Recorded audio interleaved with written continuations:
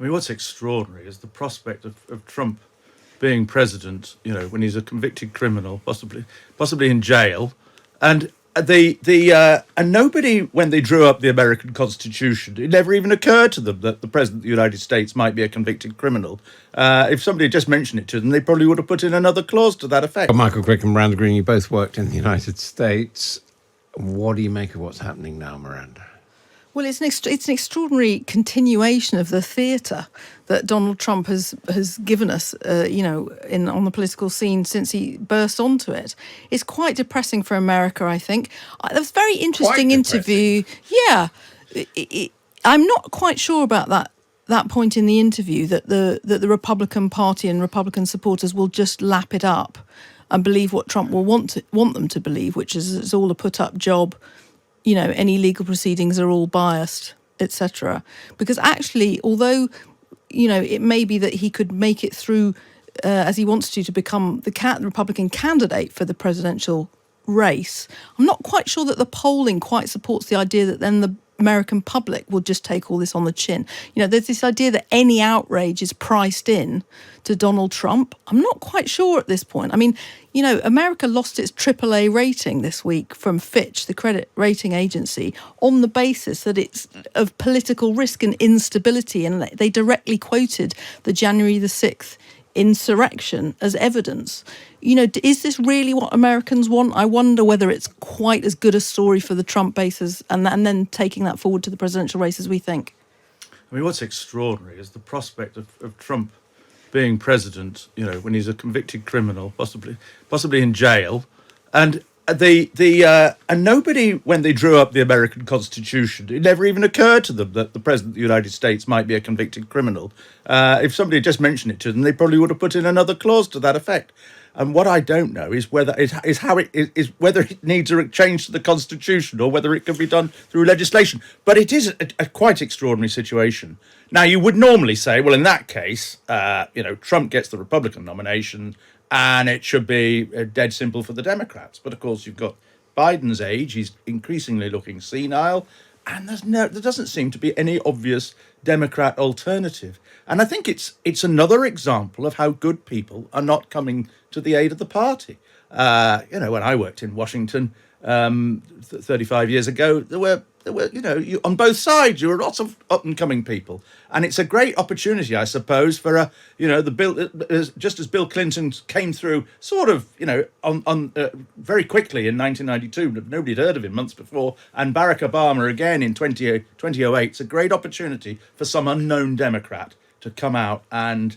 I don't think they can topple Biden, but there has to be a combination of getting rid of Biden and bringing in a young high flyer who's going to hammer Trump in. Well, I mean, it's quite interesting that one of the things that's happened today is that Gavin Newsom and DeSantis have agreed to debate each other, and they're kind of, if you like, the understudies, most obvious understudies for the two parties. But this was the point. What Joe Walsh was really saying was that. Yes, it may well be that there is a narrow majority in America who are never Trumpers, but the Republican Party is in possession of Donald Trump, and he says on that basis he can't see how the country can ever come together again. I mean, he was sort of predicting that it might just split up. But, we can see the penalty that you pay as a country for that degree of political polarization, can't we? Because of the judgments being made on the. To that, are they? Well, this hasn't played out yet. I mean, I'm 70% sure that you're absolutely right, but part of me just wants to keep open the possibility that this will actually not work out for Trump, because it'll be a disgusting spectacle to the American public in the end. And it's a very bad day for democracy. Very bad day for democracy. But I do really strongly agree, Mike, with what you were saying. I mean, I've been asking people for months, I'm sure we all have, what is the Democrats' plan B? Yeah. And there doesn't seem to be one, because Kamala Harris, vice president, does not seem popular or somebody that you could run with, as candidate for president herself. And Biden looks really doddery and vulnerable. But the only thing the Democrats do say... He's been quite an effective president. He has been, exactly so. And actually their policy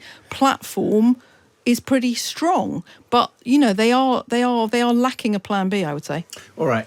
It's pretty dreadful for the United States what's going on there at the moment. Does it matter for us? I think it matters. I think we always tend to exaggerate American politics.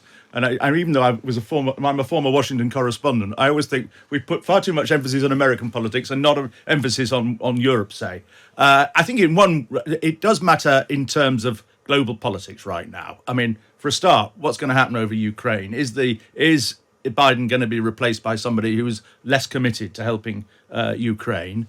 And how will any Biden replacement deal with Russia, deal with China, and all of those issues? And that's why who is chosen as American president next year is rather more important than it has been at most of the presidential elections in my lifetime. I mean, that's absolutely true, isn't it? You know, Moscow seems to have been expecting the Western consensus over Ukraine and the solidarity over backing Ukraine to have fractured by now, and it hasn't. It's actually amazing how solidly it's held across the aisle in America as well. And of course, the other issue is global Trump, warming. that would be Sorry. No, absolutely. I mean, as you were saying earlier, all these apocalyptic, challenges that we face at the moment are global issues. A lot of them, aren't they? So actually having people you can do business with in the White House is extremely important on that climate issue as well.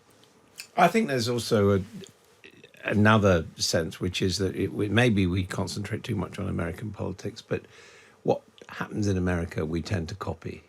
And to me, the biggest concern about this process is just the simple notion that someone who is indicted for serious crimes is eligible. Well, we did copy that a bit, didn't we? We elected Boris Johnson. Exactly. He's never been convicted of crimes, but he perhaps should have been at times, and he certainly committed some pretty wrong acts. Well, exactly. I mean, the issue that somehow personality trumps character. Yeah. And now we've sort of moved on from that. We've now actually got two very almost dull politicians as leading, three very dull politicians leading our party. So, and what a relief that is for us. I mean, I do think from time to time, as we get apocalyptic in our conversations, we should think about the progress that's been made in this country since our last general election. When we were faced with the choice of Jeremy Corbyn and Boris Johnson, and we have got a better set of options this time. I mean, you're right, Adam. Obviously, America sets the tone politically for so much of what's able to be done on the international stage, and also there was that sort of ripple of populism across Europe as well. And Trump and the Brexit vote were arguably part of that wave. Will we get a return to that here? I'm not quite so sure. I tend to feel, as Michael said, that we sort of had our little experiment with blonde-haired populists, and it didn't turn out so well for them.